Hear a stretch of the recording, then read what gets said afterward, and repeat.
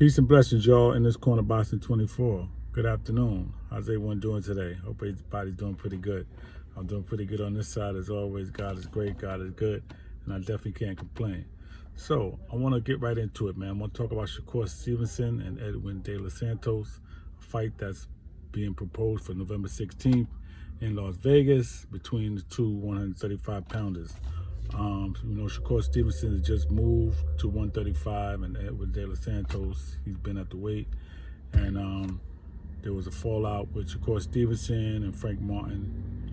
And so now this fight was brought up, and he's somebody that's been calling Shakur out. So now the fight is possibly going to happen.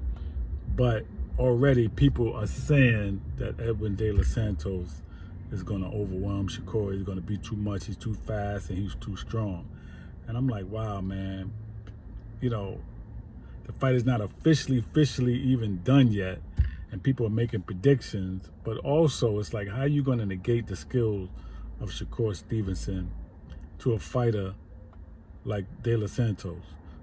Very good fighter. I watched his fights. He's fast. He's strong. Got a little bit of movement.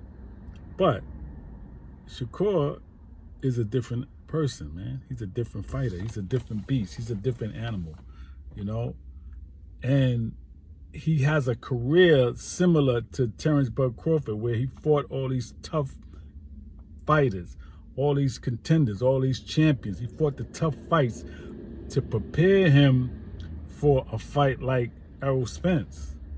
And I believe Shakur Stevenson is going to have the same outcome. He's going to have these tough fights. Me and my man just talked about this yesterday, and he actually said this. He made this comment, and he's right. He said, yeah, Shakur Stevens is going to have the same road. He's going to fight all these tough guys until he gets to that big fight that he's trying to get, which is either Devin Haney or Tank, but in particularly Tank.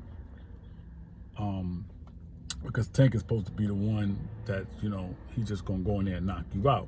But when you're fighting a boxer like Shakur Stevenson, somebody that thinks, somebody that has high ring IQ, somebody that moves, somebody that knows how to control distance, somebody that throws combinations and counters, it's a different outcome. You're not going to just go in there and do what you want to do, because Tank likes to set traps, and you can't set traps for a man like Shakur Stevenson.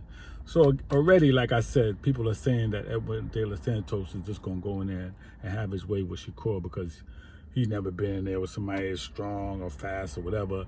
He had a problem with Nakathelia. And Shakur even admitted that, he could have took more chances with him, but he didn't, because he was long, he was strong, and he just took his time. But at the end of the day, man, guess what? He won the fight. He won the fight, okay? And he's fought all these different styles in 20 fights, man. He's fought a lot of different styles. And what he did to Oscar Valdez and Jamel Herring prepared him for these type of moments, for fighters like De Los Santos. So if you think that De Los Santos is just going to go in there and do what he want to do with Shakur, it's not going to happen. Because as I watch De Los Santos, yeah, he fights in close, but he's not going to be able to fight Shakur like that. And when he fights in close, he's going to get smothered. His punches are going to get smothered, because Shakur knows how to do that if it's an in-close fight. But from the distance, right, he's going to have a problem, right? Because Shakur is going to be able to hit him, do what he want to do, and keep him at bay, and make him miss, and block, and do whatever he want to do. He's going to be throwing the punches away. He's going to be smacking them. He's going to be catching the punches with his gloves. He's going to be moving. He's going to be shifting.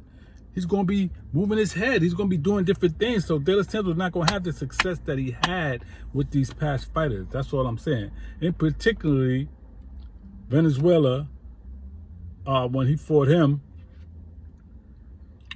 that's the one that he dropped De Los Santos, and, kind of showed his vulnerability in close like that. But Shakur is different. You know what I'm saying? And also, I'm going to say at 135, he's going to be settling in more to his power, because now he got less weight to take off.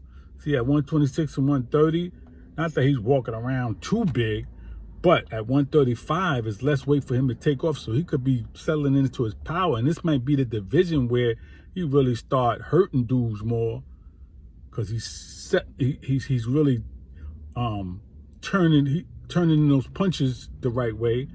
Not saying he's not doing that already, but I'm just saying with the power and him turning the punches and shifting the right way, that's going to be better for him, but it's going to be a problem for his opponents, is what I'm saying. So don't sleep on Shakur at 135. That power is going to show.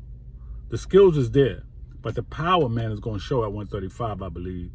And De Los Santos is going to be one of the many fighters that's going to experience it. They're going to really see what Shakur is made of. So, you know, I just wanted to bring that up and talk about that, man. All right? Don't count Shakur Stevenson out at 135, because this is going to be a division where he's really going to show out. And he may even be able to go to 140 and 147 and show out. You know what I mean? He got those kind of skills. But 135, he's a problem for 135, and you guys are going to see that. Okay? Peace and blessings, y'all. In this corner, Boxing 24. Please subscribe to the page. Please leave a comment. Let me know how you feel. Everybody enjoy the rest of your day. Peace.